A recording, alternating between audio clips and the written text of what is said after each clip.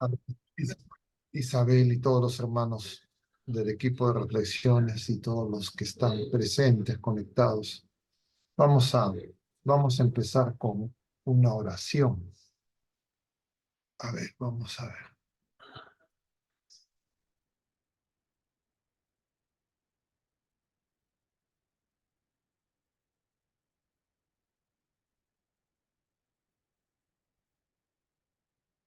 En el nombre del Padre y del Hijo y del Espíritu Santo.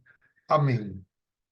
Señor Jesús, bendito y alabado seas. Te damos gracias porque nos permites reunirnos en tu presencia. Te pedimos que todas las cosas que pensemos, digamos y hagamos durante toda nuestra vida y en el día de hoy, todo parta de ti como su fuente y todo llega a ti como su fin. Y lo hacemos con la oración de los hijos de Dios que tú mismo nos enseñaste. Padre nuestro que estás en el cielo, santificado sea tu nombre, venga a nosotros tu reino, hágase tu voluntad en la tierra como en el cielo. Danos hoy nuestro pan de cada día, perdona nuestras ofensas, como también nosotros perdonamos a los que nos ofenden, y no nos dejes caer en la tentación y líbranos del mal. Amén. En el nombre del Padre y del Hijo y del Espíritu Santo. Amén. Muy bien, queridos hermanos, disculpen el retraso por ingresar. El día de hoy vamos a tocar el tema la misa y la vida. Es un título que quiere desencadenar varias miradas. Claro, uno lo puede leer de varias formas. Entonces, nosotros hemos estado en estos dos últimas semanas, la semana pasada y la presente, hablando de la misa, tanto en los miércoles de reflexiones católicas, en los miércoles de Radio María, como en los jueves de reflexiones católicas. Entonces, la semana pasada hablamos el miércoles de la misa es oración, el jueves la misa es adoración, ayer tocamos el tema de la, cele la celebración de la misa y hoy la misa y la vida. Y les decía que este título, La misa y la vida, se puede ver de varias maneras. Porque cuando nosotros decimos la celebración de la misa y decimos que quien celebra es el Señor Jesucristo, que es uno y trino, inseparable del Padre y del Espíritu Santo, con todo el pueblo de Dios, el Cristo total, Cristo cabeza y Cristo cuerpo, el Cristo total, Cristo cuerpo, todos los bautizados, y decimos que Jesucristo es la vida. Entonces lo que celebramos en la liturgia, lo que celebramos en la misa es la vida. Pero diríamos, nosotros tenemos una vida que formalmente no aparece directamente relacionada con la celebración. Porque la celebración nosotros podemos creer que se realiza solamente en el templo. Mientras está durando la celebración litúrgica, aproximadamente una hora, tal vez en un domingo, una solemnidad, un poco más, también depende de los sacerdotes. Y entonces uno puede decir, bueno, ya, ahí estamos celebrando, es la misa. Cuando salimos de la misa es la vida. Y entonces lo que hacemos fuera de la misa es la vida. Entonces esto quiere hablarnos de cómo se relaciona la celebración y, entre comillas, lo que hacemos que no es la celebración. En realidad esa es probablemente una de las miradas a este título, pero nosotros queremos llamar la atención que en Cristo en su Pascua, en realidad en toda la vida terrena de Jesucristo, se ha iniciado una nueva creación, que es a partir de Jesucristo, que asume la naturaleza humana de nuestra Madre Santísima, y de la cual nosotros, todos los seres humanos, estamos llamados a participar por la vida que Él nos comunica, fruto de su Pascua. Y entonces, todas las cosas en Cristo se están haciendo nuevas. Y diríamos, toda nuestra vida tiene que ser de Cristo. La que hacemos cuando estamos en el templo, la que nosotros formalmente le llamamos oración, la que hacemos cuando participamos de los sacramentos y cuando no estamos también, celebrando la misa, celebrando los sacramentos. Es decir, el Señor tiene que llenar todo a través nuestro, para que esa creación, a partir de las criaturas humanas que le responden al Señor, hágase, alcance a la creación entera, como nos dice San Pablo. La creación gime con dolores de parto esperando la manifestación gloriosa de los hijos de Dios. Y la manifestación gloriosa de los hijos de Dios es que nosotros estamos llamados a ser glorificados en Cristo. Cuando termina la celebración eucarística, cuando se envía el sacerdote que preside, envía, hay varias fórmulas. Una de las fórmulas es glorifiquen al Señor con sus vidas, pueden ir llevando la paz.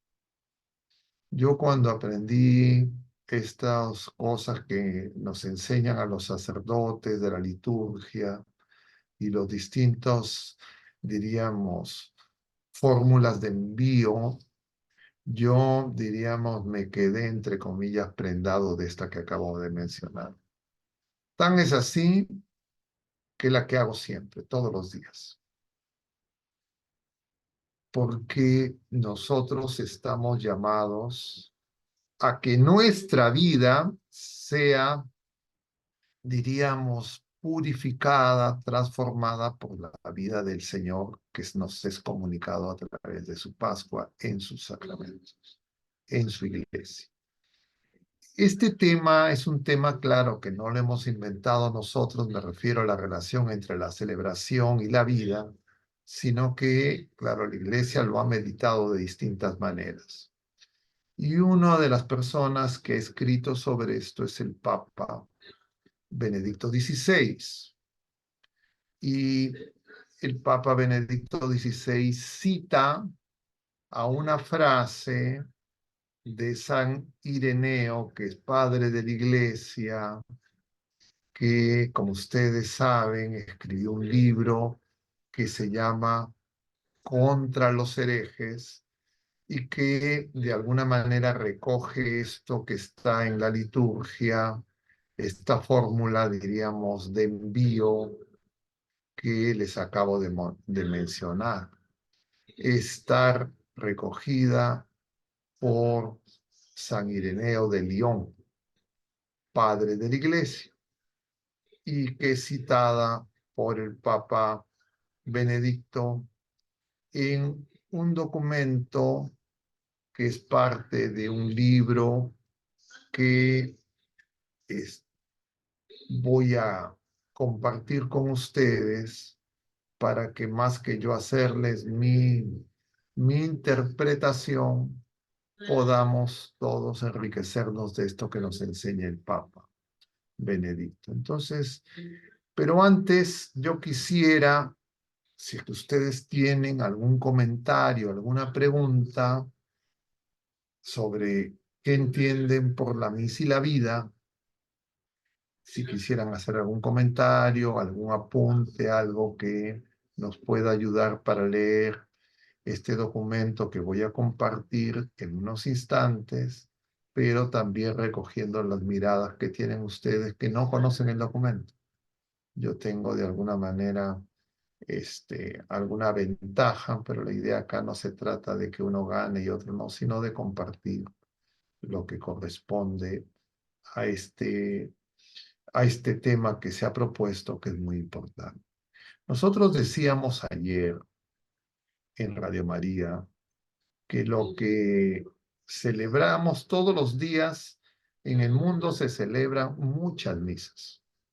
En vuestras parroquias se celebran varias misas. Sin embargo, todas las misas que se celebran, que se han celebrado y que se celebrarán, absolutamente todas las misas son la actualización de la única misa, de la única celebración que el Señor realizó y que nosotros en el Tríduo Pascual todos los años celebramos. Y cuando celebramos el Tríduo Pascual, nosotros decimos que es una misa que dura 3 días litúrgicamente. Empieza el Jueves Santo, no hay ese envío, continúa el Viernes Santo, no hay el saludo de inicio que corresponde a la liturgia de la misa, tampoco hay envío y termina en la vigilia pascual y recién ahí hay envío y hay un envío distinto que solo se hace en el tiempo pascual, que la iglesia recomienda incluso que hay que cantar. Yo que no sé cantar, he ensayado un poco y entonces me atrevo en esos días a cantar, porque es muy importante que nosotros notemos que el Tríduo Pascual es una sola misa que dura 3 días. Y esa misa que celebramos en el Tríduo Pascual, esa misa es la actualización de lo que aconteció en la Pascua de Cristo, porque lo que celebramos es la Pascua de Cristo. Esa Pascua, eso que vivió el Señor en la última cena, en Getsemaní, cuando fue capturado, cuando fue juzgado, cuando fue torturado, cuando fue presentado, cuando la gente lo rechazó y eligió a Barrabás, cuando le pusieron la cruz, cuando subió al Calvario, cuando fue crucificado, cuando descendió de la cruz, cuando fue sepultado y cuando resucitó, todo eso, todo eso es lo que celebramos en el Tríduo Pascual y es lo que celebramos en cada una de las misas de todos los días del año. Entonces es una sola misa.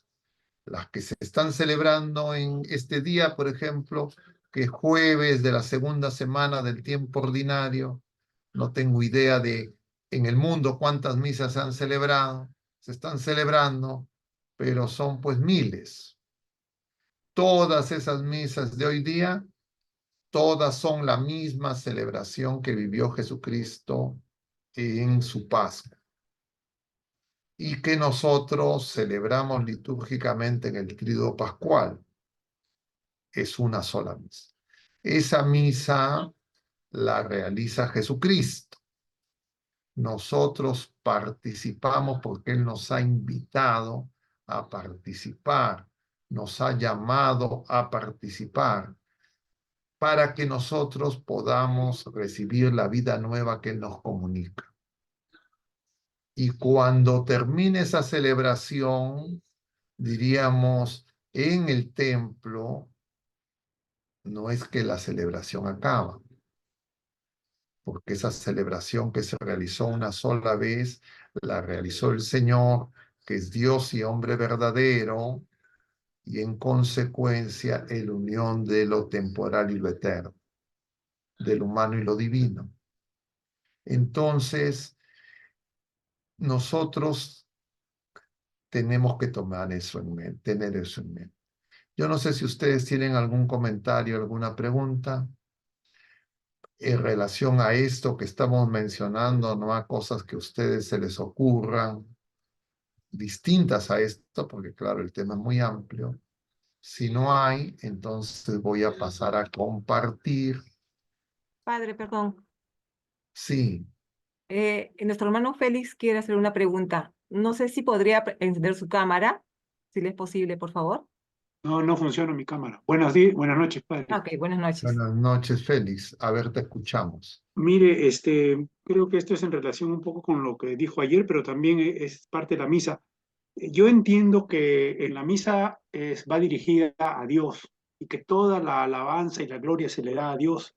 Y que entonces si en algún momento en la misa alguien canta bien y se le aplaude, eso no debería ocurrir. Pero lo que no estoy muy seguro es que a veces se reza el Ave María en plena misa por la parte de las peticiones. Y quería saber si eso no es darle de alguna forma la gloria, no dársela a Dios completamente. En las peticiones rezan el Ave María. La misa que voy.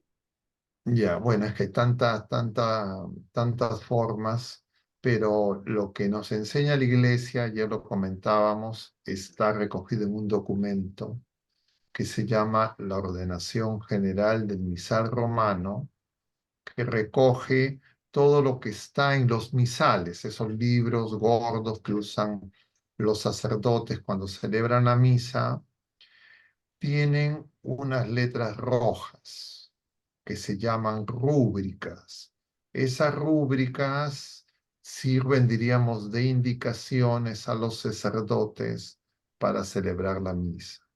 ¿Ya? Entonces, algunos sacerdotes salen de esas rúbricas y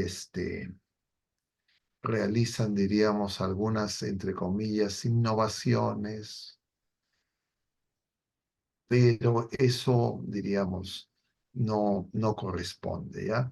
Ok, Claro, tú estás en una pregunta que corresponde al tema de ayer, de la celebración. No significa que la pregunta no es pertinente, pero ahora queremos ver cómo lo que ocurre en el templo cuando estamos celebrando los sacerdotes y el pueblo de Dios, eso cómo me impacta, cómo tiene que influir en mi vida como persona, como bautizado y como humanidad, ¿ya? Ese es un poco lo que queríamos comentar. Y yo no sé si es que hay alguna pregunta en relación o comentario en relación a eso antes de pasar el documento que les quiero compartir. ¿Hay algún otro comentario, pregunta? No. Si hay- Padre, una pregunta. Usted ya nos ha comentado también con respecto a la enseñanza del sacramento del matrimonio, que el matrimonio se sigue celebrando. Con respecto a la misa, la Santa Misa, usted dice que también se sigue celebrando. ¿Se sigue celebrando hasta hasta la segunda venida de Cristo? Sí, así es. Se sigue celebrando hasta que el Señor vuelva. Como decimos nosotros en el embolismo después del Padre Nuestro, hasta la venida gloriosa de nuestro Señor Jesucristo. Se va a seguir celebrando. Y después se celebrará la liturgia celestial, porque esa es la liturgia temporal, diríamos, la que nosotros conocemos. No sé si es que hay algún otro comentario, alguna otra pregunta. Esa pregunta es muy importante, la que hace Isabel, y un poco es lo que conviene que tomemos unos minutos para conversar sobre este asunto. Yo no sé si es que alguien más quisiera mencionar algo. A ver, vamos entonces a compartir, Padre, perdón, su pantalla. Ah, que va a compartir, correcto. Ya, ok, gracias. apagar la pantalla. Ya, voy a compartir el documento. A ver, es este de acá. Este documento que les estoy presentando, no sé si ustedes lo conocen, pero es un librito corto que tiene por título Introducción al espíritu de la liturgia. El autor es Joseph Ratzinger. Esto está fechado en el año 99, es decir, cuando era cardenal, prefecto para la doctrina de la fe, y el capítulo primero de este documento, voy a ponerlo en el principio, porque el capítulo primero es el que les comparto. Tiene por título Liturgia y vida, espacio de la liturgia en la realidad. ¿Ya? Eh, la primera parte, que tiene varios capítulos, habla sobre la esencia de la liturgia. Y uno de los puntos que toca el Papa es liturgia y vida, el lugar de la liturgia en la realidad. Voy a dejar de compartir un momentito. Entonces, la idea es que lo que ocurre, ¿qué es más real? ¿Qué es lo más determinante para los seres humanos y para la creación entera? Lo que ocurre en la celebración litúrgica de la misa o lo que ocurre fuera. Los resultados de la guerra, cómo va la economía, los cambios políticos, las distintas actividades humanas. ¿Qué tiene más peso? O podríamos decir, para vincularlo a la pregunta de Isabel, ¿qué tiene más peso? Lo que ocurre en los esposos, por ejemplo, cuando están buscando los bienes temporales o cuando están celebrando o participan de la celebración de la misa. Y justamente el tener noción de que los sacramentos son distintos pero inseparables, y que el centro de todos los sacramentos es la misa, la Eucaristía, todos están dirigidos ahí.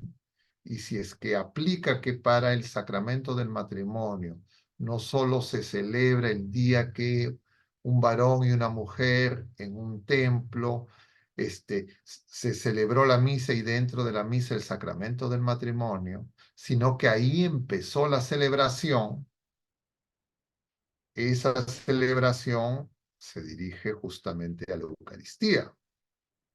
Igual cuando un sacerdote es ordenado, pero sigue celebrando su ministerio, sigue celebrando ese sacramento, diríamos, lo del orden como sacerdote todos los días de su vida, incluso después de su vida, para siempre. Entonces, igual el bautismo se celebró en un templo, un día nos bautizaron, nos llevaron nuestros padres, nuestros padrinos, pero el bautismo no se ha dejado de celebrar en nosotros. Entonces, la idea es que lo que nosotros hacemos en un momento del día, de la semana, eso que hacemos en el templo, no lo hacemos nosotros, sino lo hace Dios. Dios y hombre verdadero Jesucristo, y Él trabaja y el Padre también trabaja, y de lo que se trata es que está trabajando en una nueva creación, en la que nosotros participamos. La primera creación fue sin nuestra participación, pero no significa que no estábamos llamados a participar después de ser creados. Pero nuestra participación después de ser creados fue caer en el engaño y, diríamos, dañar la creación en nuestros primeros padres. Así entró el pecado. Pero el Señor inmediatamente después de la caída, capítulo 3 del Génesis, anuncia una nueva creación. La enemistad de la mujer y la serpiente, y el linaje de la mujer que aplastará la cabeza de la serpiente. Ese linaje de esa mujer es, diríamos, la nueva creación que se ha realizado en Cristo. La Iglesia nos dice que en esa mujer ve a María, la nueva Eva, y a Jesús, el nuevo Adán. Nosotros venimos de ese linaje. Esa creación necesita nuestro hágase, igual que el de María, y continúa a lo largo de toda la vida. Y entonces, con eso en mente, vamos a lo que nos dice el Papa, que creo que ayuda para entenderlo en el conjunto de la revelación. Entonces, el Papa, en este capítulo que estamos compartiendo, primero de este libro, Liturgia y Vida, el lugar de la liturgia en la realidad. Entonces, la realidad es la nueva realidad, pues lo que sea la nueva creación que se está desplegando a partir de la Pascua, a partir de la Encarnación, a partir de la plenitud de los tiempos, en este tiempo en que estamos viviendo. Entonces, la pregunta que se hace el Papa, ¿qué es realmente la liturgia? ¿Qué ocurre en ella? ¿Con qué tipo de realidad nos encontramos? Y nuevamente voy a cerrar, disculpen que no quiero hacer tan dependiente del documento, sino quiero que el documento lo tengan como referencia para que sepan que estas cosas yo no me las invento. Entonces, nosotros decíamos en este lunes, en este miércoles de la semana pasada y en el jueves de la semana pasada, que la misa es el lugar del encuentro con el Señor. Que en la misa el Señor, que es oración, nos enseña a orar. Y que la misa es el culmen de toda la obra de Dios. De esa nueva creación, el Señor está trabajando en esa nueva creación a través nuestro y quiere hacerlo con nuestra colaboración, con nuestro asentimiento. Y entonces esa obra requiere que nosotros nos demos cuenta qué es lo que el Señor ha hecho, porque Él ya terminó. Lo que falta es que nosotros nos sumemos. Claro, muchas criaturas humanas, porque eso ocurrió hace más de 2000 años, ya han participado. Nosotros ahora seguimos esa fila, diríamos, de los participantes. Pero esa es la única obra, una sola vez y para siempre. Entonces vamos al documento. Creo que puede ayudar mejor. Entonces, el Papa hace primero una referencia de unas miradas teológicas que hubieron en los años 20, en el siglo XX, diríamos, siglo pasado, a los años 20 del siglo pasado, donde hubieron teologías que quisieron comparar a la liturgia como si fuera un juego. Surgió la idea de la teoría de los juegos. Entonces a alguien se le ocurrió que la liturgia era como un juego donde de alguna manera el ser humano salía de la dureza, de lo cotidiano, de este mundo terrible, etcétera, etcétera, y de alguna manera una especie de fuga, ¿no?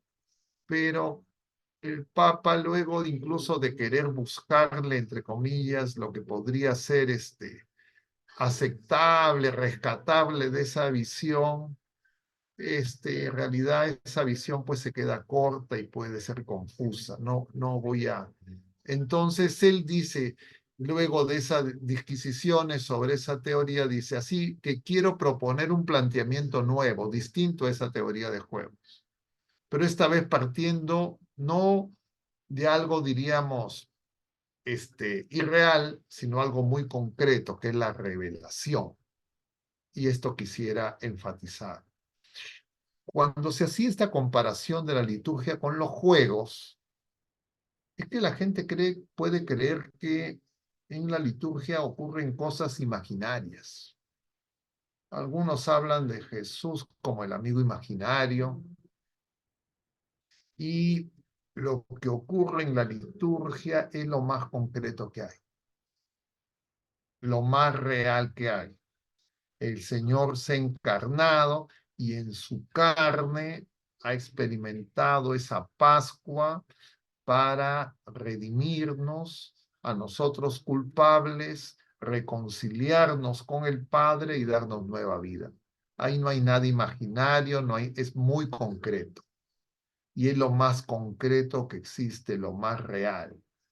Entonces eso de compararlo con el juego, etcétera, lo lleva a esta cuestión, entre comillas, de ficción, de simulación, incluso en sus lecturas, diríamos, amables. Y entonces el Papa va a hacer una referencia al Antiguo Testamento, porque lo que nosotros celebramos tiene un antecedente en la Primera Alianza. La Nueva Alianza estaba prefigurada en la Antigua Alianza y el Señor ha perfeccionado y llevado a término lo que estaba prometido y figurado. Es decir, como contemplamos en la vigilia pascual, es la Pascua judía. Y entonces voy a volver a compartir. No sé si con esto que... Entonces dice, en los relatos de la salida de Israel de Egipto, tanto en su prehistoria como en su recorrido, aparecen dos finalidades distintas del Éxodo. El Éxodo de Moisés tiene dos finalidades, nos dice el Papa. Voy a subrayar esto. Dos finalidades. Una, de la que todos somos conscientes, es de alcanzar la tierra prometida, la promesa que había recibido Abraham y los patriarcas, en la que vivirá el pueblo de la nueva alianza, Israel, la tierra prometida, donde ellos van a ser un pueblo autónomo, van a tener su gobierno, van a tener su tierra y van a ser libres, porque en Egipto son esclavos. No tienen tierra, no tienen territorio, son como cosas, como animales tratados por los egipcios. Pero esa es una de las finalidades. La otra finalidad es lo que el Señor le dice a Moisés, que no se le había dicho antes, por supuesto, a Abraham. Él dice que Moisés le dice al faraón, ¿no? El Señor le dice, dile al faraón que deje partir a mi pueblo para que me dé culto en el desierto. Éxodo 7:16. Deja salir a mi pueblo para que me dé culto. Es decir, salir de la esclavitud, salir de ese trabajo duro para ir al Señor. Se repite con variaciones en los diálogos que tienen Moisés y Aarón con el faraón, y hay las citas, Éxodo 7, Éxodo 9, Éxodo 10. Sin embargo, en esa negociación entre Moisés, Aarón y el faraón, todo se va a ir precisando más, porque el faraón, de alguna manera, empieza a negociar con Moisés. Para el faraón dice allá, si ustedes quieren dar culto, está bien, está dispuesto a que ellos den culto, pero quiere que el culto en primer término sea en Egipto. En este país dice, acá no necesitan salir, acá sacrifiquen, acá den culto. Éxodo 8:21. Moisés insiste con lo que dice Dios, no lo que dice el faraón, ni lo que él piensa, en que es necesario salir para el culto. hay que salir, hay que ir al desierto. No se puede hacer ahí donde dice el faraón. Su lugar es el desierto. Y le dice, iremos 3 jornadas, según lo que el Señor les había dicho, de camino por el desierto, y allí ofreceremos sacrificios a Yahvé nuestro Dios, según Él nos ordena. Después de las plagas, el faraón ya dice, sí, ya pueden salir, pero que solo salgan los varones, porque en Egipto y en todos los pueblos los que daban culto eran los varones. Que solo salgan los hombres, dice, los varones. Las mujeres y los niños se quedan, y también el ganado.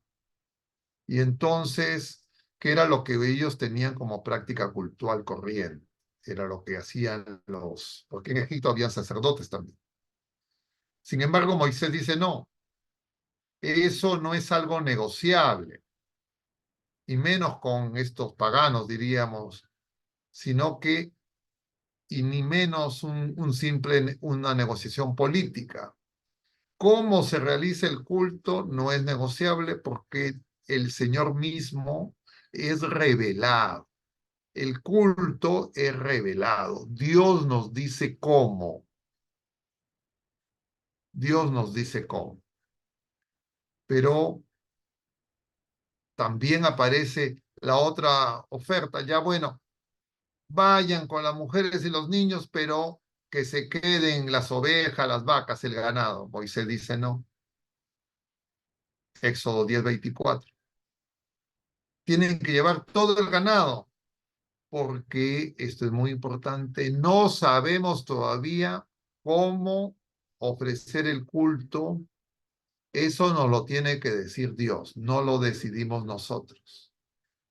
Y entonces no es simplemente la tierra prometida, el éxodo de Moisés, sino que aparece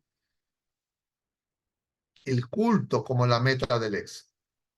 Es lo que le dice el Señor a Moisés. La tierra prometida estaba, por supuesto, en relación a la promesa a Abraham. Eso no estaba abandonado, pero toda la negociación de Moisés tiene que ver con el culto, con la liturgia, con la celebración. Y entonces así salen, no para ser un pueblo como todos los demás, salen para dar culto a Dios como Dios les dice que tienen que dar culto. La meta del éxodo de la montaña santa, aún desconocida, es dar culto a Dios, diríamos, celebrar la liturgia, celebrar lo que lo que estaba figurado, que para nosotros es la misa. No es solamente tener una tierra, no es solamente tener una autonomía nacional, económica, política, igual que los demás pueblos. Es un poco lo que está pensando Saúl, sino que la tierra misma es un bien inconcreto. Aparentemente la tierra parece muy concreta, pero no. Solo es verdadero bien si es que es el lugar donde ellos pueden celebrar ese culto y donde el Señor reine. Y eso únicamente ocurre en este pueblo elegido, y eso es lo que ellos van a buscar. Es el espacio de la obediencia en el que se hace la voluntad de Dios, de modo que dé pie para que surja la existencia verdadera, el verdadero ser humano. Está prefigurando todo lo que nosotros conocemos. Entonces, así, cuando ya tienen, después de 3 meses en el desierto, llegan a la montaña 3 días, al Sinaí, 3 días después recién el Señor les va a decir cómo tienen que hacer, cómo tienen que adorar, según el querer del mismo Dios. El culto, la liturgia propiamente hablando, forma parte de esa adoración. Pero también la vida conforme a la voluntad de Dios constituye una parte imprescindible de la verdadera oración, la adoración. adoradores en espíritu y en verdad. No quiero sacrificios. Aquí estoy para hacer tu voluntad, dice el Salmo, y lo repite la carta a los Hebreos. Y esta es la cita que les decía de San Ireneo. La gloria de Dios es el hombre viviente. La vida del hombre es ver a Dios, dice San Ireneo. Y expresa con ello precisamente la esencia del encuentro en la montaña del desierto, que es Cristo, sabemos. En última instancia, la verdadera adoración a Dios es la vida misma del hombre. El hombre que vive rectamente, pero la vida es vida verdadera cuando nos dejamos configurar por Dios, apoyando la mirada en Él. El culto existe para encauzar esa mirada y de ese modo dar la vida que va a consistir en honrar a Dios.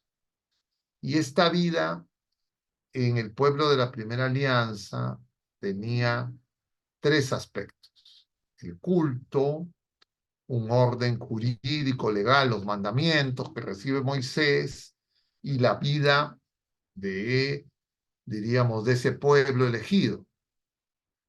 Entonces, ese pueblo elegido se constituye en un orden jurídico común, tiene que haber un orden, no es anarquía,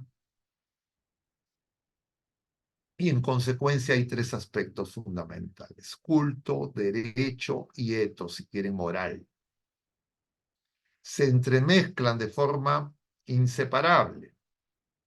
Esta es su grandeza, pero también su limitación, como se pondrá de manifiesto en el paso de Israel a la iglesia de los gentiles, es decir, en Cristo. Y eso es lo que vemos en estos días, capítulo 2 de San Marcos, y hasta el día de hoy, capítulo 3, es decir, hasta ayer, ¿no? Las famosas 5 objeciones que aparecen de los escribas y los fariseos contra el Señor. ¿Han notado eso? Que en San Marcos, ya a partir del viernes de la semana pasada, se nos empiezan a presentar los días de semana a partir del inicio del capítulo 2 de San Marcos, que acabamos de leer, 5 objeciones sucesivas. Los fariseos y los escribas rechazan al Señor, y 5 son las razones. Conviene tenerlas presentes, las voy a mencionar rápidamente, ustedes las van a recordar. La primera es que el Señor perdona pecados. Le llevan al paralítico, los amigos, lo ponen frente a Jesús, y Jesús no cura al paralítico primero, sino primero le dice: tus pecados son perdonados. ¿Qué piensan esta gente que está ahí, los escribas, los fariseos? ¿Quién es este para perdonar pecados? Solo Dios perdona pecados. Es decir, el problema: ¿quién perdona pecados? Segunda objeción es la que se vio el sábado. Mateo lo llama, claro, no, Marcos no lo llama a Mateo, lo llama a Leví, llama a Leví, va a la casa de Leví, van los publicanos, los pecadores, y los fariseos le dicen a los discípulos: oye, tu maestro come con publicanos, come con pecadores. Nuevamente, los pecadores tienen que ser excluidos. Tercera objeción, esto ya lo hemos visto el lunes. El lunes le dicen al Señor: ¿por qué tus discípulos no ayunan como los fariseos y los discípulos de Juan? Y el Señor les dice: no pueden ayunar los amigos del novio mientras el novio está con ellos. Es decir, el Señor está diciendo que Él es el novio, que Él es el esposo. Cuarta objeción, lo vimos el martes, ¿no? Cuarta objeción el martes: los discípulos están en sábado, tienen hambre y empiezan a arrancar espigas. Y le dicen a Jesús: ¿por qué tus discípulos no guardan la ley? Y el Señor les hace la cita de David, que comió de los panes que solo estaba permitido según la ley que coman los sacerdotes. Quinta objeción, la curación que veíamos ayer. El hombre con la mano paralizada, curación en sábado. Y entonces Jesús lo pone en medio, estira la mano, lo cura. ¿Qué es lícito? Le dice el Señor antes, hacer el bien o hacer el mal en sábado. Y entonces ellos salen y herodianos y fariseos ya se ponen de acuerdo para matar a Jesús. Capítulo 3 de San Marcos, versículo 6, inicio del Evangelio. Esas objeciones no son del pasado. Esas objeciones se realizan cuando nosotros confundimos fines con medios. Y claro, la preparación, la figura, voy a compartir nuevamente el documento, que, a ver, no lo estoy compartiendo. Así, ahora sí. La figura que era, diríamos, lo que vive el pueblo de la primera alianza, este tema del culto, el derecho y el etos, para ellos todo está unido, porque para ellos el derecho es la ley de Moisés, el culto son los sacrificios que les enseña el Señor a realizar a través de Moisés, y a partir de ahí, diríamos, ellos se comportan como corresponde para tener la unidad. Pero eso no funciona. Y entonces el Señor ya aparece desde este capítulo 2 y 3 de San Marcos, empieza a tener el rechazo. Y el rechazo, entre comillas, es jurídico, el rechazo es moral porque se junta con los pecadores. ¿Quién es este para perdonar pecados? Claro, el Señor va a decir después de esto, ¿no? Lo veíamos el lunes. Vino nuevo, odres nuevos, nadie pone un parche sin remojar, a un vestido viejo se rompe, peor. Es decir, el Señor viene a hacer todas las cosas nuevas. Pero nosotros podemos creer que nosotros controlamos al Señor. Eso le pasó al pueblo de la primera alianza, nos puede pasar también a nosotros. Y claro, ellos se sentían seguros en sus preceptos. Y entonces la novedad del Señor los desconcertaba. Porque ellos decían, nosotros ya tenemos el algoritmo de cómo obra el Señor. No se puede salir del algoritmo. Y entonces el Señor viene a hacer nuevas todas las cosas y eso se va a cumplir en plenitud cuando Él, ante la incomprensión, ante el rechazo, finalmente es crucificado. Porque eso va a seguir incrementándose. Y claro, a lo largo del Evangelio, en la vida pública de Jesús, sobre todo, cuando se va acercando a Jerusalén, en San Marcos, eso ocurre a partir del capítulo 8, cada vez la agresividad es mayor. Incluidos los apóstoles, no lo entienden, como veíamos capítulo 8, el mismo Pedro, que le ha dicho al Señor en Cesarea de Filipo, tú eres el Mesías, el Hijo de Dios vivo, sin embargo, no quiere que vaya a Jerusalén y muera. Es escándalo la cruz. Y entonces, ¿cómo el Señor salva?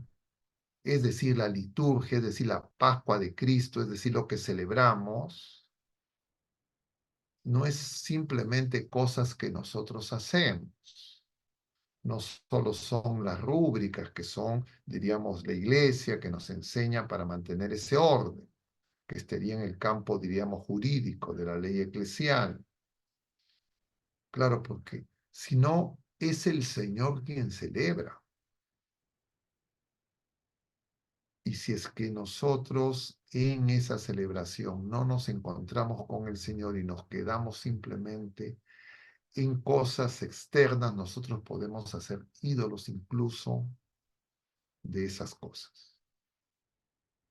Y eso le ocurrió al pueblo de la Primera Alianza.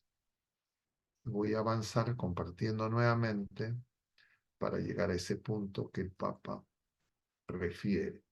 Entonces dice, esta unión, diríamos, inseparable, que es el motivo por qué rechazan al Señor, culto, derecho, etos o moral, si quieren, esa disolución la realizó el Señor. Pero en la edad moderna, dice el Papa, llevaría finalmente a la secularización total del derecho. Es decir, cuando nosotros empezamos a separar en la iglesia, aparecen los creativos y entonces el derecho, lo jurídico, etcétera, se separa porque ven que, entre comillas, la iglesia tiene objetivos temporales y no es simplemente, no es un éxodo nuevo de Jesús. Y finalmente eso lleva a la exclusión de referir al Señor de todo lo que son las cosas, entre comillas, del mundo. Y entonces se pierde esa relación esencial que hay en esos tres órdenes, pero no a la manera como lo entendían el pueblo de la primera alianza, sino todo se ordena en Cristo. Él es el que celebra, Él es el que lo ha hecho ya. Y entonces el Papa dice, se llega a una tercera afirmación que nos devuelve al punto inicial, a la pregunta cuál es la esencia de la liturgia, de la misa. Un orden de cosas que prescinda de Dios empequeñece al ser humano. Tampoco se pueden separar del todo el culto y el derecho, porque cuando las personas creen que lo que pasa en el templo no tiene que ver nada con lo que pasa en el mundo, entonces todas estas cosas, diríamos, del César ya no tienen que ver con Dios, y entonces hay cosas que son de Dios, que sería el culto, y hay cosas que son del César, que son las cosas del mundo, y ya no están unidas. Y entonces el Papa dice, Dios tiene derecho a una respuesta por parte del hombre, esa es la fe, tiene derecho al hombre mismo, y donde este derecho de Dios, porque ese derecho es el que se está privando, desaparece por completo, se desintegra el orden jurídico humano, porque falta la piedra angular que le dé cohesión. Y entonces vemos todas las leyes del mundo, aborto, divorcio, etc. El Sinaí no es una estación de paso, no es, por así decirlo, un descanso en el camino hacia lo esencial, sino que, en cierto modo, proporciona la tierra interior. Tiene que haber un nuevo corazón, sin el cual lo exterior no sería, la tierra exterior no sería acogedora. Y eso somos nosotros mismos, eso es lo que va a realizar Jesucristo, el hombre nuevo. Puede estar viviendo el pueblo en su propia tierra y sin embargo estar como en Egipto, ser esclavos. Nosotros podemos estar bautizados, podemos ir a misa y seguir siendo mundanizados, seguir siendo esclavos. ¿Qué significa esto? Una vez más, en relación con el problema original. Y entonces dicen el Papa, en primer lugar, queda claro que el culto considerado en toda su amplitud y profundidad va más allá de la acción litúrgica en la que nosotros participamos durante la celebración. Tiene que ver con las cosas que se hacen fuera de la celebración en el templo. Abarca en última instancia el orden de toda la vida humana en el sentido de las palabras de Ireneo, que cita el Papa. El hombre se convierte en glorificación de Dios y queda, por así decirlo, iluminado por la mirada de Dios que pone en él. Esto es el culto. A la inversa, el derecho y la moral, diríamos, no se mantienen unidos si no están fundamentados en la centralidad de la liturgia y son inspirados por ella. ¿Qué tipo de realidad encontramos, por tanto, en la liturgia? De entrada podemos decir quien deja a Dios al margen de su visión de la realidad, esa realidad solamente es una realidad aparente, no es verdadera realidad. Se abstrae de aquel en el que vivimos, nos movemos y existimos, como dice San Pablo en Atenas, libro de los Hechos de los Apóstoles. Esto significa que solo si la relación con Dios es verdadera, eso es oración, es la misa, estarán también ordenadas todas las demás relaciones de los hombres entre sí y con el resto de la creación. El derecho es, como ya hemos visto, constitutivo de la libertad y la vida en la comunidad, pero ese derecho es el derecho de Dios. El culto, es decir, la forma correcta de comportamiento para con Dios, es a su vez constitutivo del derecho, es decir, sin Dios no hay derecho. Y para eso viene Jesucristo. Podemos ampliar ahora, dice esta afirmación, dando un paso más. La adoración, la forma correcta del culto, de la relación con Dios, configura la existencia humana propia en el mundo. Es decir, adoradores en espíritu y en verdad, como veíamos el jueves de la semana pasada. Con ello llegamos a una última consideración. El ser humano de ningún modo puede por sí mismo hacer el culto. Si Dios nos se da a conocer, no acertará. Es lo que hace el Señor. Presupone un tú concreto, que es Dios mismo, es Jesucristo, el Verbo, la roca, como veíamos en ese pasaje que prefigura en la victoria de David sobre Goliat, con una piedra, ¿no? Que se nos muestra un tú que le indique el camino a nuestra existencia, es Jesucristo. Pero en ningún lugar aparece tan dramáticamente como ese engaño, esa trampa, como en el becerro de oro en lo que vivió el pueblo de la primera alianza. Porque el que hace eso es Aarón, el hermano de Moisés. No intentaban ellos servir a un dios pagano. Lo que ellos querían era dar culto a Dios, pero a su manera. Entonces dice, no es, la apostasía no es buscar un Dios pagano. La apostasía es más sutil, es decir, una falsa relación con Dios. No se da el paso abierto de Dios al ídolo, sino que aparentemente se permanece al lado del mismo Dios. La pretensión es glorificar al Dios que sacó a Israel de Egipto y se intenta hacerlo representando debidamente su fuerza misteriosa en la figura del becerro. Aparentemente todo es correcto. El ritual parece ajustarse a lo prescrito y a pesar de ello es una apostasía y una idolatría. Hay dos causas, dice el Papa, que provocan esa quiebra, pero que muchas veces no se reconoce. Por una parte, la prohibición de imágenes.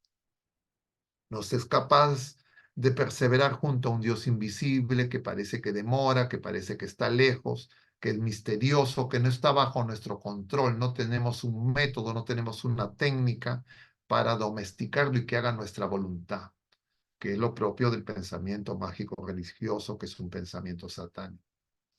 Se le hace descender al propio terreno, al mundo de lo palpable y comprensible. De este modo el culto ya no es un elevarse hacia Él, sino un rebajar a Dios al propio terreno. Tiene que estar ahí cuando se le necesita y tiene que ser tal y como se le necesita, a nuestra manera.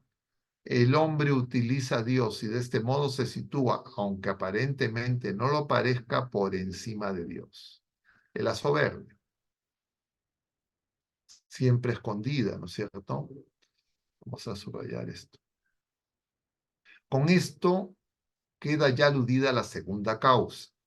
Se trata de un culto en el que queda de relieve el propio poder, es decir, el hombre es el centro, la criatura humana y su capricho, incluso para que Dios haga lo que nosotros queremos. Si Moisés tarda demasiado, esa impaciencia, parece que Dios mismo parece convertirse en inaccesible, Dios no nos escucha. Tenemos nosotros que buscar. Nosotros tomamos la iniciativa, es el pelagianismo. Este culto se convierte en una fiesta que la misma comunidad se ofrece a sí misma y en la que se confirma a sí misma. Es decir, nosotros buscamos los apegos, las aprobaciones de las criaturas. La oración de Dios se convierte en un girar sobre uno mismo. Comida, bebida, diversión, el baile alrededor del becerro de oro, en imagen de un culto que se busca a sí mismo, convirtiéndose en una especie de autosatisfacción insustancial. La historia del becerro de oro es la advertencia de un culto arbitrario y egoísta en el que en el fondo ya no se trata de Dios, sino de fabricarse, partiendo de lo propio, un pequeño mundo alternativo. Es buscarnos a nosotros mismos, no a Dios. En este caso, la liturgia realmente se convierte, no cabe duda, en un juguete vacío, o lo que es peor, en un abandono del Dios vivo, camuflado bajo un manto de sacralidad. Pero al final, lo que quede la frustración, el sentimiento de vacío, no tenemos ya esa experiencia de liberación convertida en acontecimiento, allí donde tiene lugar un encuentro con el Dios vivo. Y aquí termina. Voy a cerrar para poder hacer algunos comentarios breves que nos lleven a tener algunos minutos de intercambio. Entonces, el hombre se busca a sí mismo. Los psicologismos, los devocionismos, diríamos los ritualismos, muchas veces aparentemente muy solemnes, muy piadosos, si es que nosotros no dejamos que el Señor sea Dios, que Él nos interpele, que seamos realmente discípulos del Señor, que deseemos hacer su voluntad. Lo que va a hacer es que nos centremos en nosotros mismos, nos olvidemos de Dios y entremos en disputas entre nosotros. La división. Entonces algunos, como los fariseos y los escribas, se sentirán que son los dueños de Dios y son los que saben cómo se hacen las cosas y despreciarán a los que se parecen a Leví, y para eso el Señor pone la oración del publicano. Es decir, sin humildad, sin el combate espiritual y darnos cuenta que el problema está en nosotros, nosotros nos podemos esconder detrás, entre comillas, de las inmoralidades de los demás y no encontrarnos con el Señor. Y claro, eso le pasó al pueblo de la primera alianza. El Señor, que es el Cordero de Dios, Él dejó, como decía Isaías en los cánticos del siervo, como dice Isaías en los cánticos del siervo, que lo juzgáramos, que lo sentenciáramos, que lo crucificáramos y que lo matáramos, para demostrarnos el amor extremo, para demostrarnos que somos comunión. Y por eso es que lo que nosotros celebramos en la misa, el Cristo total, Cristo cabeza y Cristo cuerpo, a través de las criaturas humanas quien celebra es Cristo. Pero si nosotros nos solazamos en nosotros mismos, vemos como espectáculo. Yo he escuchado muchas veces que dicen, anunciando avisos parroquiales, misa solemne, dice, va a ser a tal hora, va a ser espectacular, vengan. Y claro, todas las misas del domingo, celebre quien celebre, donde esté, todas son solemnes. Es el día del Señor. Así no haya una sola persona, así no haya acólitos, así sea puerta cerrada, porque quien celebra es el Señor. Pero cuando nosotros creemos que la solemnidad depende del número de acólitos, del número de concelebrantes, de las vestimentas del sacerdote, del incienso, del coro polifónico, de la cantidad de gente, de los aplausos que a veces se piden. Claro, es que en realidad nos falta comprender que eso que celebramos no es lo que corresponde porque nosotros en la vida no queremos hacer lo que el Señor hace. Nosotros rechazamos la cruz. Nosotros rechazamos la misa de Jesucristo. Y como la rechazamos, entonces nos peleamos diciendo, no, es que el problema son los ritos.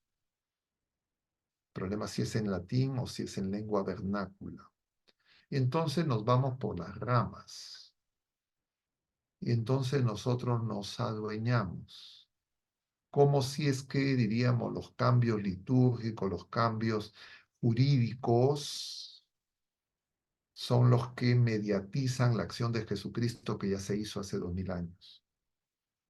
Algunas personas en estos últimos días, yo he visto en las redes sociales, que le dicen a la gente, oye, mira, a ver, pídele, arráncale una declaración a tu sacerdote, a tu párroco, a ver que diga que esté en contra de este documento, y si no está en contra de este documento, no vayas a esa misa. Claro, esas personas están viendo y creen que el problema es jurídico, que el problema es político, humano. Ya no es el Señor quien nos viene a salvar, y entonces todo eso ocurre porque nos falta fe. Porque en lugar de reconocer al Señor, nos vemos a nosotros mismos, incluso cuando vamos a la celebración. En el fondo, porque no amamos como el Señor ama. En el fondo, porque queremos que el Señor haga lo que nosotros queremos que Él haga.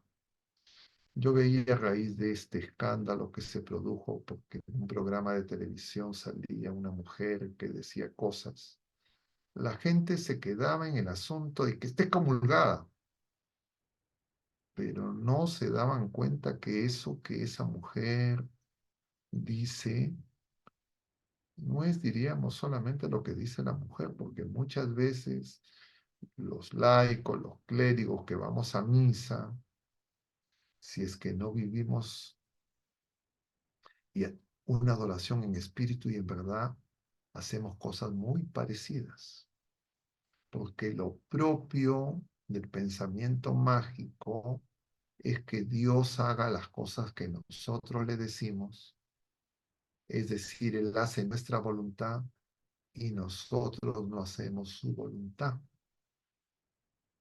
Ese es el engaño, que aparecía ya en el Antiguo Testamento, que aparece en el pueblo de la Primera Alianza y que ha aparecido muchas veces en el pueblo de la Nueva Alianza.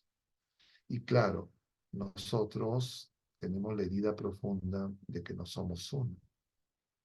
Tenemos la herida de la iglesia del cisma de Oriente, tenemos la herida del cisma de Lutero y podríamos decir que de alguna manera algunos quisieran que se declare un cisma oficial, pero que en la práctica, por lo menos en las redes sociales, ya están diciendo que es así. Entonces, ¿por qué es eso? Porque nos falta fe. ¿Por qué no le creemos al Señor? Porque no nos damos cuenta que el Señor está con nosotros, que Él no nos ha abandonado, que Él no está derrotado y que simplemente estamos viviendo, no simplemente, bueno, estamos viviendo una prueba de fe para que nos demos cuenta a quién seguimos. Y entonces parece que la gente quiere hacer proselitismo para que sigan a uno o otro secta en la que se debaten las discusiones en las redes sociales y en la murmuración, en los pasillos, en muchos grupos y en las parroquias. Y entonces, ¿por qué sé eso? Porque nosotros necesitamos volver al Señor. Él es quien nos salva.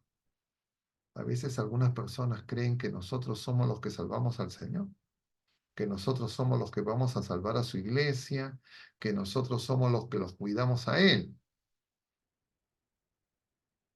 Porque parecería que no entendemos la victoria que él ya obtuvo.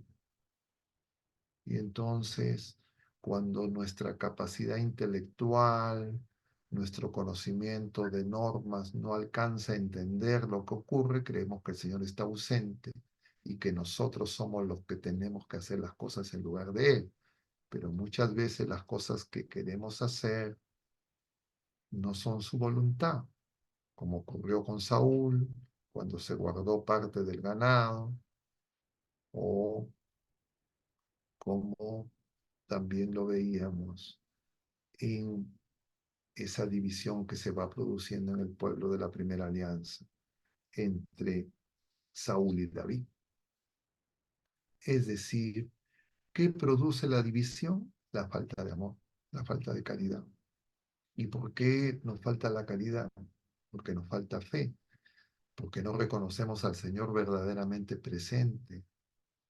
Y si decimos que está presente, pero no lo obedecemos, no lo escuchamos, porque nos ha mandado, Padre, que sean uno, como tú y yo somos uno, para que el mundo crea. Y por eso el Señor en Lucas 18 va a decir, encontraré fe cuando vuelva. Pero bueno, hermano, voy a detenerme aquí para señalar que los sacramentos, como habíamos mencionado al inicio, son 7. Es la manera en que el Señor se ha quedado con nosotros, nos comunica su vida, pero presencia sustancial corporal, cuerpo de Cristo, nacido de María Virgen, solo en la Eucaristía. En los otros sacramentos hay presencia sustancial, pero no de la humanidad de Cristo, sino en el Espíritu, como veíamos en estos días pasados en Hebreos 11:1. La fe es la sustancia de lo que esperamos. La sustancia, la presencia sustancial del Espíritu Santo, Padre, Hijo. Pero corporalmente el Señor ha querido quedarse en la Eucaristía, sustancialmente.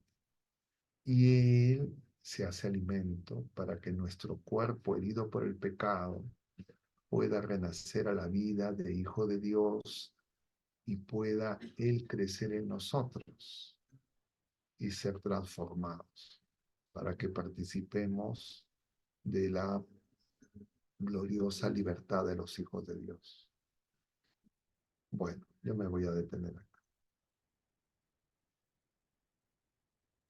No sé si hay preguntas y comentarios de parte de alguno de ustedes y si de repente podemos tener algunos minutos de intercambio. Gracias, padre. Lo escuchábamos y comentábamos con Carlos, ¿no? ¿Por qué nos cuesta tanto reconocer que el Señor ha venido por todos, ¿no? Queremos, como usted dice, ¿no? Tomar el lugar del Señor y nos olvidamos de eso. Y lo más triste es que somos nosotros los católicos los que estamos dando ese mal testimonio, ¿no? Porque si yo veo que, por ejemplo, la gente o todos nosotros, porque todos estamos en ese, todos caemos, ¿no? En este error, nos ponemos a dividir y vemos que o nos ponemos como que los abanderados de la fe o que somos buenos católicos. Sin embargo, no nos compadecemos con el que cae o simplemente atacamos de una manera que, o sea, que como que uno quisiera despedazar a su hermano, ¿no? Entonces, eso es algo muy doloroso, ¿no? Entonces, nos ponemos incluso a criticar a los que no conocen al Señor, pero perdemos de vista que los que sí lo conocemos, los que tratamos de tener una vida coherente, los que acudimos a los sacramentos, a veces no nos comportamos conforme a lo que recibimos, ¿no? Entonces, por qué nos cuesta tanto? ¿No? Usted dice, claro, falta de fe. Nosotros sabemos que en el bautizo hemos recibido los dones teologales, pero seguro que, o sea, es evidente que no los hemos o no nos hemos dispuesto, no hemos colaborado con el Señor para que crezcan, Ujú. Lo que incluso acudiendo a los sacramentos. nosotros estamos viviendo un tiempo en que ya, yo diría, a partir de la pandemia quedó más claro que lo que a nosotros nos falta es fe. Entonces, si es que nos falta fe, nosotros no nos desesperamos. Si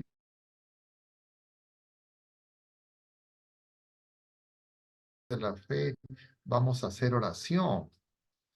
Pero, claro, el problema es cuando nosotros creemos que sí tenemos fe, somos autosuficientes porque tenemos alguna formación, diríamos, catequética, etcétera, pero no nos damos cuenta que la fe tiene que crecer conforme vamos enfrentando las distintas pruebas.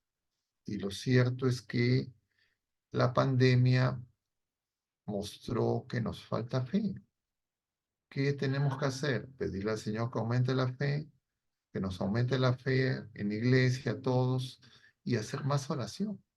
Y la oración la aprendemos en la misa. La oración más perfecta es la misa, es decir, nosotros debemos buscar que la celebración de la Santa Misa, que es obra del Señor en la que nosotros participamos, con fe viva pedir que el Señor nos cure y nos sane, ¿no? Bueno, no sé si es que hay algún otro comentario, pregunta, porque de repente hay comentarios y preguntas que tienen que ver con esto mismo. Sí, padre, la familia Tufinio. A ver, Adelante, hermanos. los escuchamos, hermanos. El micrófono lo pueden. Sí, buenas noches, padre. Buenas noches. Definitivamente, lo que estaba conversando, coincidía algo con mi práctica misma, desde la historia de mi vida, ¿no? Porque en un inicio, tal vez, muchos hemos tenido, digamos así, la mala suerte de no tener o de no haber sido formados en la fe católica.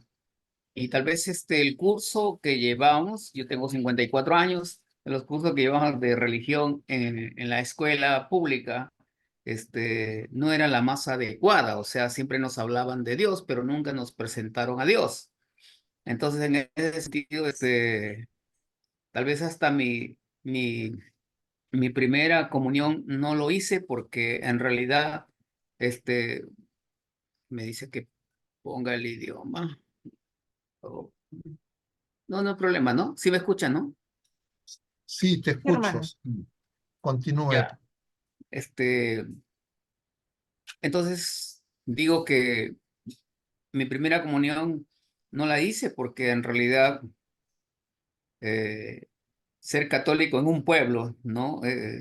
Yo no, inicialmente yo no he vivido en Trujillo, he vivido en un pueblito que está a 1 hora hacia adentro, ¿no? Entonces, Parece eh, que la conexión, no sé si es que no está buena o estás haciendo pausas cuando intervienes porque parece que no te estamos escuchando continuamente. ahí sí me escucha, Ahora sí, ahora sí. ¿sí? Sí. Ya. Nos Estaba. quedamos hasta que yo por lo menos te escuché hasta que es católico en un pueblo decir. Ah, claro. Este, la formación, digamos que en mi primera parte de mi vida fue un poco o muy pobre en realidad, porque por más que en la escuela pública nos formaran en un curso de formación religiosa que era parte de la currícula, este, era muy débil, porque en algunas veces nos hablaban de Dios, sin embargo, nunca nos habían presentado a Dios. Entonces, si uno cree, cree por fe hasta ese momento, pero sin embargo, hasta otra etapa de mi vida, cuando yo ya era profesor universitario, entonces, en esa vez, eh, ya yo, pensándolo un poco más, asistí a una misa porque tenía que ir, porque mis hijas estudiaban en un colegio católico, entonces de manera obligatoria tenía que ir y así un poco refunfuñando, regañando tal vez, ¿no? A la esposa, ¿no? Entonces, fui a la misa y donde el padre, en esa homilía habló sobre los milagros eucarísticos. Y bueno, como en mi formación, ¿no? Digamos así, de formación científica en la universidad, yo pensaba que era un científico hasta ese entonces. Entonces, eh, empecé a indagar qué cosa es lo que había ocurrido y lo que había comentado el padre sobre el milagro del Anchano, y así poco a poco iba buscando, cuando en realidad, después de un año o 2 años después de búsqueda incesante, me di cuenta que Jesús justamente estaba a mi lado, que Jesús estaba presente en la Eucaristía. Vi algunas conferencias del doctor Ricardo Castañón, quien nos presentó los milagros eucarísticos, pero me los presentó lo que yo quería justamente, lo que estaba buscando en un momento, en una madrugada, ¿no? Me los presentó porque estaba buscándolo y los presentó, y más prueba, estaba casi como Tomás, ¿no? Y no lo podía ver. Sin embargo, me lo presentaron, y esto es serio, sumamente serio, ¿no? Aquí no hay juegos. Entonces, muchas de las veces, yo he sido parte de los católicos sociales. Entonces, íbamos a la misa porque se casaba fulano de tal, íbamos a la misa porque bautizaban al primo, al sobrino bueno, de algún familiar. Y muchas veces seguimos siendo católicos sociales, ¿no? Y pasamos persignándonos por frente del templo porque, porque somos así, ¿no? Entonces, pero cuando entendemos claramente lo que usted acaba de decirnos, ¿no? Jesucristo está vivo y está vivo, ¿no? Ha vencido a la muerte, está presente en la hostia consagrada cuando vamos a la adoración. En realidad es miseria lo que nosotros presentamos ante Jesús, ¿no? Y yo no sé, padre, cómo cerrar esto, pero en realidad lo único que yo puedo decirle tal vez a los hermanos es que si Jesús ha tocado su corazón, en realidad no se aparten de él, nunca se aparten de él. Gracias. Gracias, hermano. Vamos a escuchar creo que hay otras manos levantadas y después hacemos algún comentario. Hermano, sí. Ah, hermana Angie.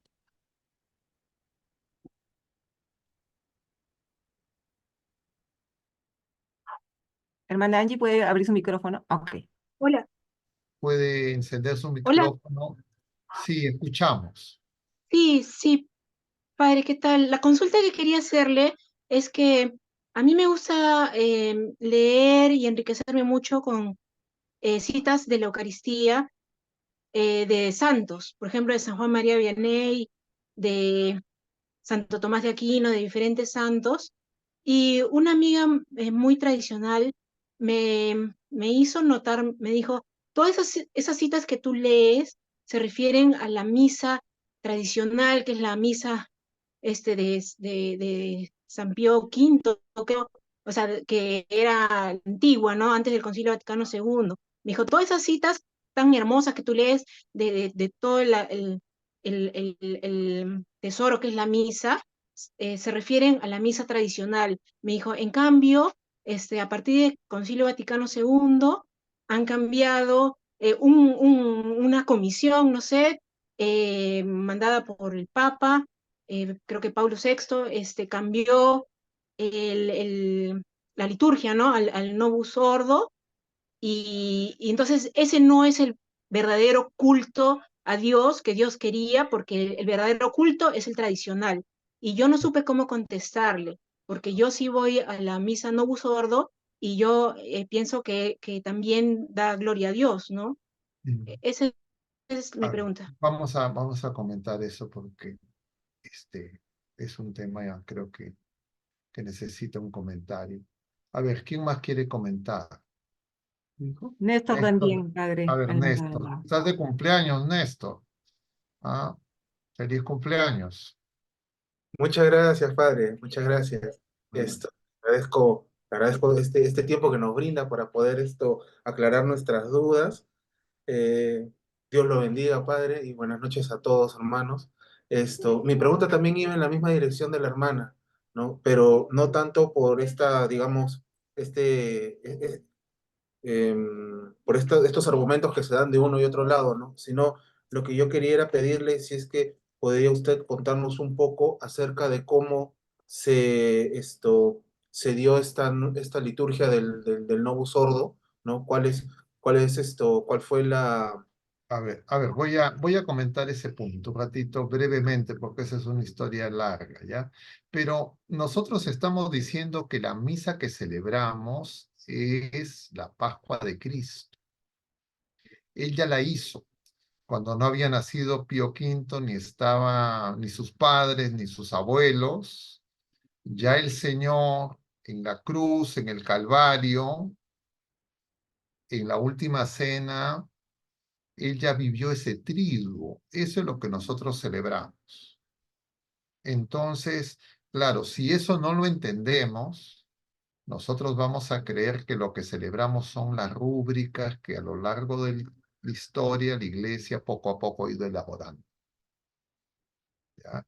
Es decir, las formas a oriente, detrás del altar, etcétera.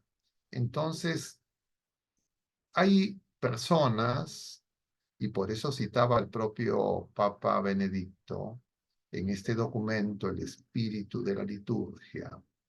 Hay personas que se quedan en esos aspectos, diríamos, jurídicos, ¿ya? Pero lo que celebramos es revelado, es Dios mismo quien nos ha dicho. Y Él lo que nos ha dicho, como está en la Sagrada Escritura, lo vemos el Jueves Santo, lo vemos cuando celebramos la solemnidad de Corpus Christi, está en los Evangelios. Entonces, claro, cuando nosotros queremos que esos aspectos jurídicos de ley eclesial estén por encima de la ley divina, y le decimos a las personas, como también dicen los protestantes, ¿no? A ver, dime dónde está, etcétera, y confunden a las personas, que le digan a las personas, oye, mira, ve, ¿sabes qué? La misa que se celebra después del Concilio Vaticano II ya no es misa, o sea que la última misa que se celebró fue antes del concilio. Entonces estamos todos estos años sin misa, entonces el Señor nos ha abandonado. Es justamente creer que lo que nosotros comprendemos, lo que nosotros entendemos, es lo que está delante. No, nosotros seguimos al Señor, que el Señor no nos siga a nosotros.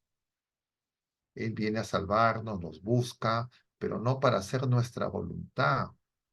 Entonces, creo que entrar en esa discusión que ahora queda patente, ¿no? Los llamados tradicionalistas, algunos incluso sedevacantistas, que dicen que yo he escuchado de personas que se me han acercado a decirme si es que las misas en que se menciona al Papa Francisco son válidas.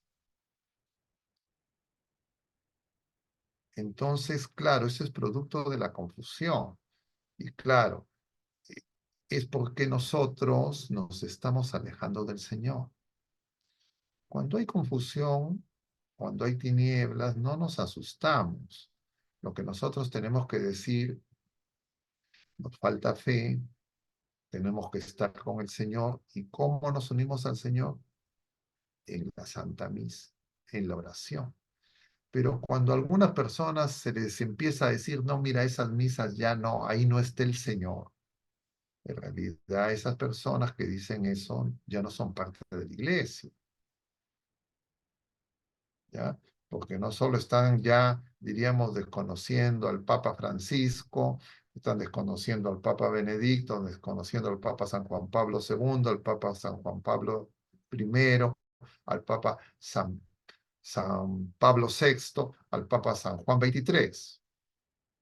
Entonces, para esas personas, esos papas probablemente no son papas ni son santos. Entonces uno diría, pero ¿y esas personas con qué autoridad pueden decir eso? O sea, ¿cuál es su... ¿Han tenido una revelación particular? ¿Se les ha parecido a alguien? Y claro, esa es la dificultad, que la evangelización tiene que ser generación tras generación. Y nosotros, los papas hace ya varias décadas nos vienen hablando de la nueva evangelización. Y la nueva evangelización requiere Sagrada Escritura y catecismo. Pero a veces las personas, claro, no conocen el catecismo y no conocen tampoco la Sagrada Escritura y se dejan llevar por los comentarios de personas que ponen en las redes sociales o que comentan coloquialmente en las conversaciones dentro de grupos de la iglesia. Y claro, lo que nos falta es ir al Señor. Lo que nos falta es ir al Señor. Entonces, efectivamente, todas esas cosas que ustedes mencionan no son imaginarias, son situaciones reales, pero no es lo más real. Lo más real, lo más concreto es que Dios encarnado, el Verbo eterno, viene a nuestro encuentro, se entregó obediente hasta la muerte y muerte de cruz. Él ha vencido, las fuerzas del infierno no prevalecen, Él se ha quedado con nosotros y nosotros tenemos que acogerlo a Él. Pero si le decimos a las personas, oye, mira, pero para acogerlo, haz como hace, como dijo ¿cómo se llama? Aarón, o como dice Moisés, demora mucho, etcétera, es porque en realidad nos falta fe. Y entonces,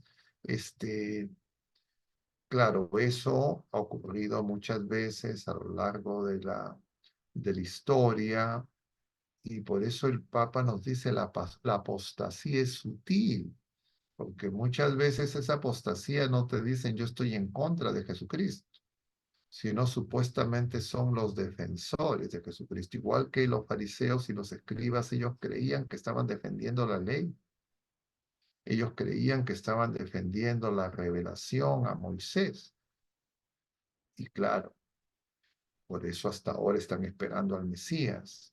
Nosotros ya hemos tenido esa revelación, pero necesitamos abrir nuestro corazón, pedir al Señor que nos dé la luz, que podamos, y si es que creemos o tenemos dudas, lo ponemos en oración. Y pedimos por esas personas que creemos que están equivocadas, porque en realidad nosotros todos vamos a ser juzgados. Quien nos va a juzgar es el Señor. Ninguno de nosotros puede presumir de que nos vamos a salvar. Es decir, no, yo soy fiel, ya estoy asegurado. No, vamos a ser probados. Lo que sabemos es que el amor de Dios es el que nos renueva y nos transforma. Y entonces, así como el Señor ha querido quedarse sustancialmente en su cuerpo, nacido de María Virgen, también nos ha dado el don del Espíritu Santo, que está sustancialmente en nosotros. Y si es que nosotros hacemos oración, nos recogemos en el silencio y no seguimos a las criaturas, sino al Creador, entonces, y buscamos la verdad con intención recta, como le dice San Ambrosio a San Agustín, no es que tú lo estás buscando a Él, es que Él te está buscando a ti, porque el Señor viene a nuestro encuentro, de todas las criaturas humanas, incluidos de los ateos. Y la única manera en que nos vamos a salvar es a través del sacrificio único de Jesucristo en su iglesia. ¿Y quién define cuál es iglesia? No es que nosotros hacemos un referéndum, hacemos mayorías y le decimos a la gente, oye, anda aquí, no vayas acá, rechaza a este sacerdote, apoya a este otro, etcétera, es el formar sectas. ¿Por qué hacemos eso? Porque nos falta fe. Algunas personas dicen, no, es que yo no me puedo quedar callado. ¿Pero por qué no te puedes quedar callado? ¿Qué ansiedad tienes? ¿Qué tipo de neurosis tienes que no puedes guardar silencio? En el silencio, en oración, el Señor nos va a hablar.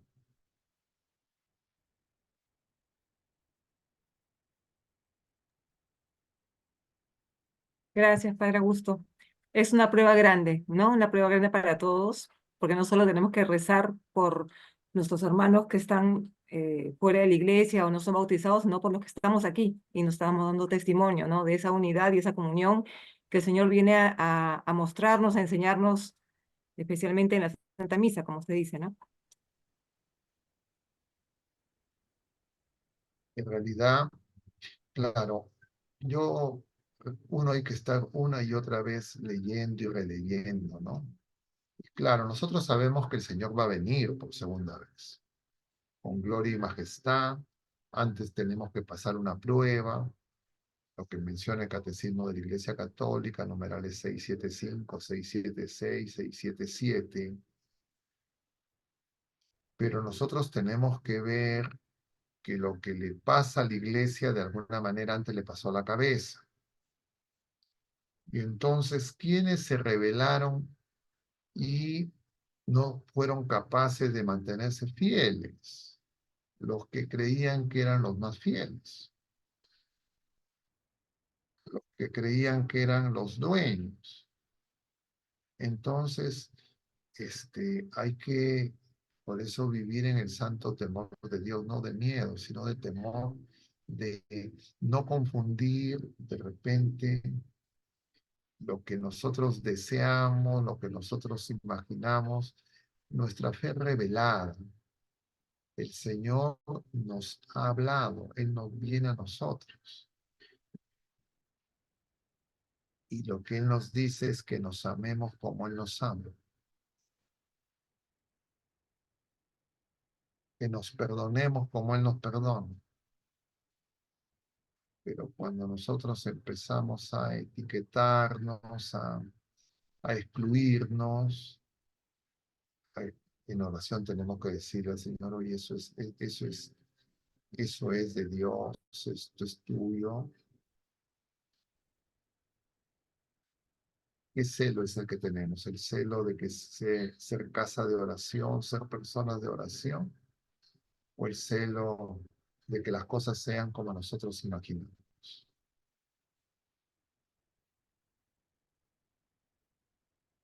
Bueno, muy bien, hermano. No sé si es que hay algún otro comentario, pregunta. Si es que no hay, terminaríamos con una oración y les damos la bendición.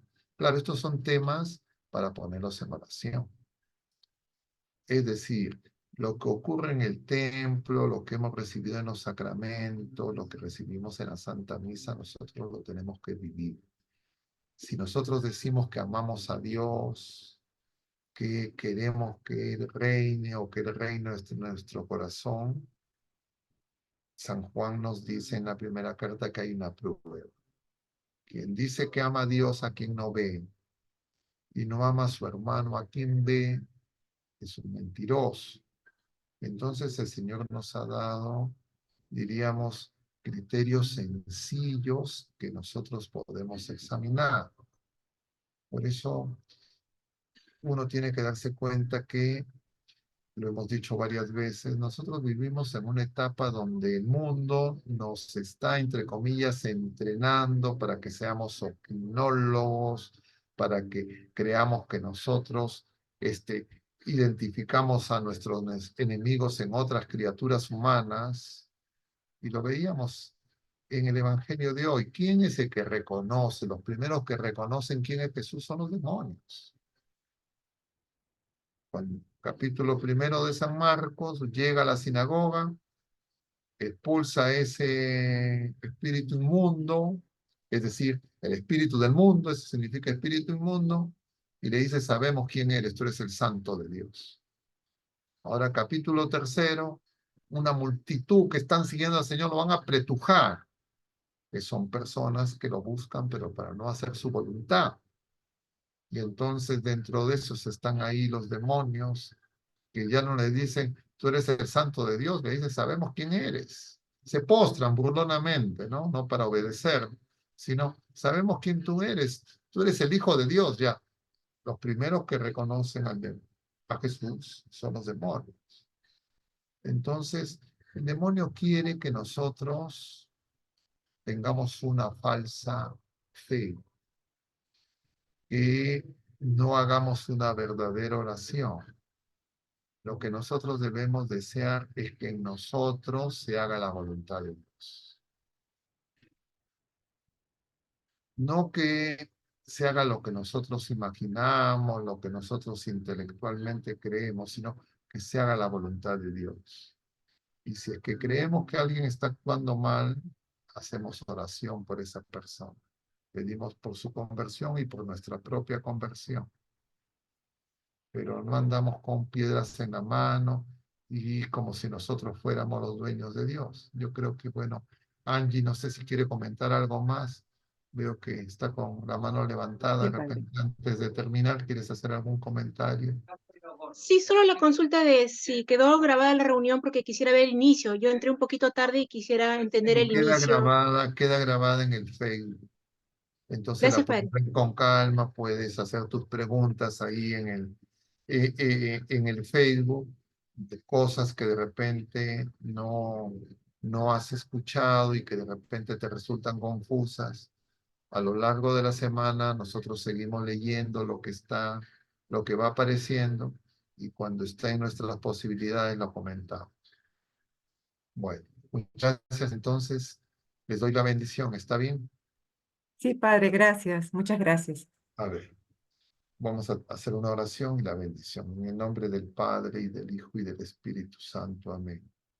Dios te salve María, llena eres de gracia, el Señor es contigo. Bendita eres entre todas las mujeres, y bendito es el fruto de tu vientre, Jesús. Santa María, Madre de Dios, ruega por nosotros pecadores, ahora y en la hora de nuestra muerte. Amén. El Señor esté con ustedes y la bendición de Dios Todopoderoso, Padre, Hijo y Espíritu Santo, descienda sobre todos ustedes y permanezca para siempre. Glorifiquen al Señor con sus vidas. Nos vemos, queridos hermanos, Dios mediante el próximo miércoles, como me recuerda César Noriega, y si no pueden el miércoles, el jueves. Mucho ánimo. Hasta la próxima.